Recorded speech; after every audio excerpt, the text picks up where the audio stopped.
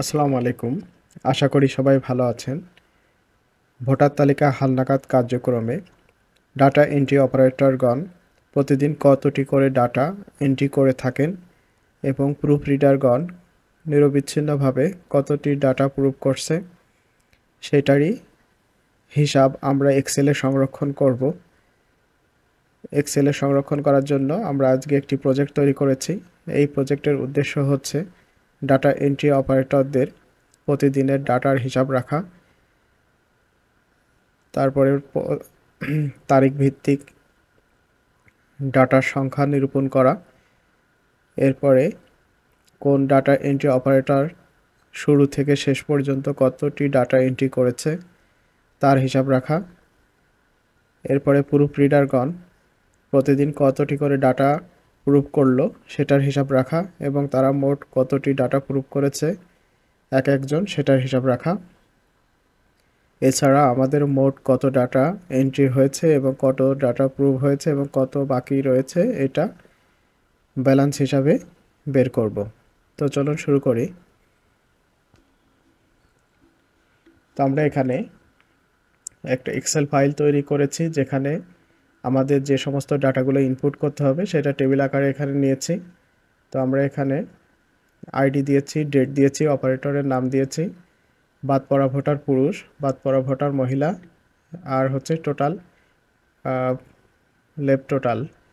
এই বাদ পড়ার মোটটা দিয়েছি, নতুন ভোটার পুরুষ, নতুন ভোটার মহিলা, নতুন ভোটার টোটাল দিয়েছি, এরপরে টোটাল পুরুষ কত, টোটাল মহিলা কত, আর টোটাল ভোটার কত। তার মধ্যে আমরা শুধুমাত্র এন্ট্রি দেব এই যেগুলো সাদা সেল আছে আর কি, সাদা কালার করা, এইটা লেফট মেল এখানে 12, এখানে 12, আর হচ্ছে নিউ ভোটারের এইটা যেটা সাদা সেল আছে, আর এই যে কালার করা এইগুলোর ভিতরে আমরা সূত্র করেছি।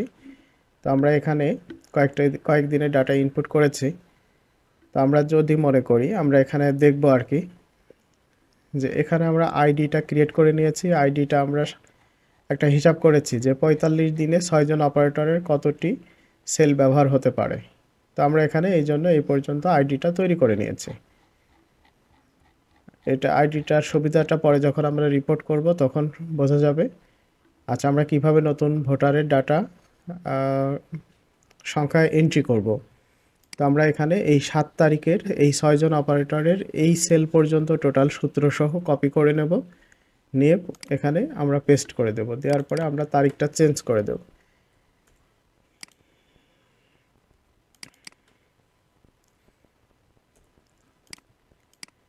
এই যে আমরা চেঞ্জ করে দিয়েছি। তো আমার 8 তারিখের ডাটা এন্ট্রি ধরে নিলাম হয়ে গেছে। আমি যদি চেঞ্জ কিছু থাকে, আমরা চেঞ্জ তো অবশ্যই আছে, তাহলে আমরা এখানে 15 করে দিলাম, 16 করে দিই বা কিছু চেঞ্জ করি ফেলেও। যাই হোক, আমরা এখানে ইনপুট শুধু চেঞ্জ করব, কোনো সূত্রে পরিবর্তন করব না। তো এখন আমরা এখানে একটা জিনিস আছে, তারপরে আমরা সেল আছে অপারেটর ওয়াইজ। তো আমরা অপারেটর ওয়াইজ ক্লিক করব, অপারেটর ডেট ওয়াইজ। তো এই সেলে ক্লিক করার পরে আমরা ডাটাতে যাব, ডাটাতে যাওয়ার পরে রিফ্রেশ অলে ক্লিক করব। রিফ্রেশ অলে ক্লিক করলে যে আমার 8 তারিখের ডাটাটা এখানে অ্যাড হয়ে গেছে। এখানে কি আছে, sum of left male voter, sum of left female voter, sum of left total. তার মানে আমাদের ওখানে যে টেবিলগুলো ছিল সেই টেবিলগুলোই আমরা এখানে নিয়ে এসেছি আমাদের সুবিধার জন্য। তো আমরা এইখানের এই রিপোর্টটা আমরা কিভাবে তৈরি করলাম সেটা আমরা দেখাবো। তো আমরা ডাটা এন্ট্রি অপারেটরের এই সেলটাতে গেলাম, এই শিটটাতে আসলাম। শিটটাতে আসার পরে আমরা ইনসার্টে যাব, ইনসার্টে যাওয়ার পরে পিভট টেবিলে ক্লিক করব, করার পরে ফ্রম টেবিল অবলিক রেঞ্জ।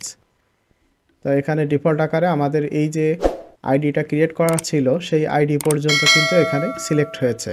এরপরে আমরা ওকে করব, করার পরে এখানে আমাদের পিভট টেবিলের কলামগুলো দেখাচ্ছে আর কি, কী নামের কলাম ছিল সেটা দেখাচ্ছে। তো আমরা এখানে জাস্ট ডেট সিলেক্ট করব, লেফট মেল, শুধু এখানে অপারেটর নেমটা আমরা সিলেক্ট করব না, দিয়ে আর বাদ বাকি যা আমাদের দরকার সেগুলো আমরা জাস্ট টিক দিয়ে দেবো। দেওয়ার পরে এখানে ক্রস দিয়ে কেটে দেবো। এই যে আমাদের এখানে তথ্যগুলো সব ডে ওয়াইজ চলে আসছে।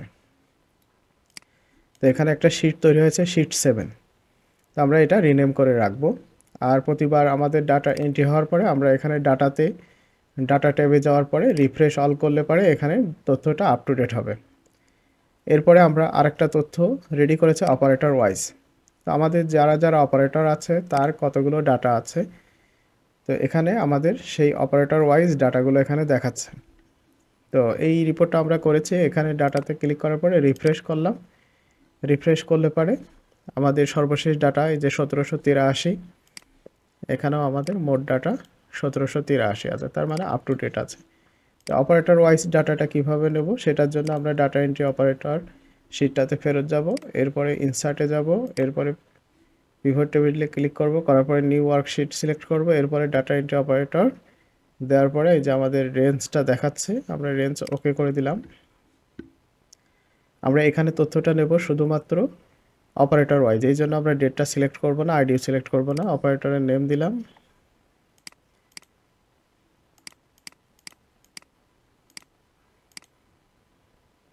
ওকে, এই যে এখানে টোটাল তথ্য দেখাচ্ছে। এই যে সাম অফ টোটাল ভোটার যেহেতু আছে সেহেতু আর আলাদা কোনো সূত্রের দরকার পড়ছে না। এই যে এখানে আমাদের টোটাল কার কতগুলো সেটা আমরা এখানে দেখতে পাচ্ছি। আমরা যদি মনে করি পিভট, এছাড়া যদি আমরা সরাসরি একবারে টোটালটা নিয়ে আসতে চাই, আমরা ওখান থেকে টোটাল সিলেক্ট করে দিলেই আমাদের চলে আসতো। এত সেলগুলো আমরা যে সেলগুলো আমরা দেখব সেইখানে শুধু টিক দেব। যদি আমরা শুধু সাম অফ টোটাল ভোটারে টিক দিতাম তাহলে আমাদের সাম অফ টোটাল ভোটারে চলে আসতো। তো যাই হোক, আমরা অনুরূপভাবে প্রুফ রিডারদের ক্ষেত্রেও আমরা সেম, এখানে তথ্য ইনপুট করা হয়েছে, আইডিগুলো ইনক্রিজ করে নেওয়া আছে 5-6, এই যে এখানে তারিখটা চেঞ্জ করে দিব 7 তারিখ। তাহলে আমরা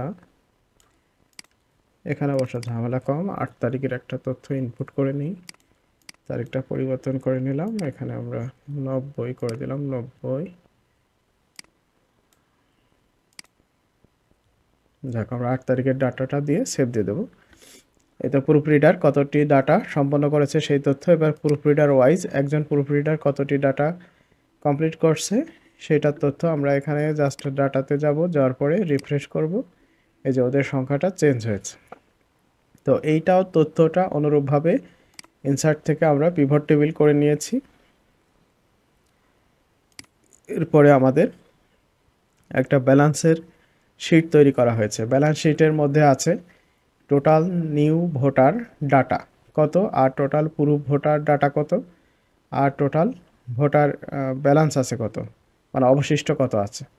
তো এখানে আমরা ডাটায় যে রিফ্রেশ করি, তো এখানে দেখা যাচ্ছে আমরা যেটা করেছি অপারেটর ওয়াইজ যে রিপোর্টটা আছে সেই রিপোর্টের টোটালটাকে আমরা এখানে নিয়ে আসছি আর কি। এই যে অপারেটর ওয়াইজের টোটাল 1783, আর প্রুফ রিডার ওয়াইজ যে টোটাল 810 আমরা এখানে ওই সেলটাকে রেফারেন্স করে দিয়েছি, আর এই দুইটার বিয়োগফল হিসাবে এখানে অবশিষ্ট ডাটার সংখ্যা উল্লেখ করেছি। তাতে আমরা একটা গ্রাফও এখানে দাঁড় করাইছি, যেখানে আমার 45% ডাটা প্রুফ রিডিং হয়েছে আর 55% এখনও অবশিষ্ট রয়েছে। তো ধন্যবাদ, ভালো থাকবেন, আসসালামু আলাইকুম।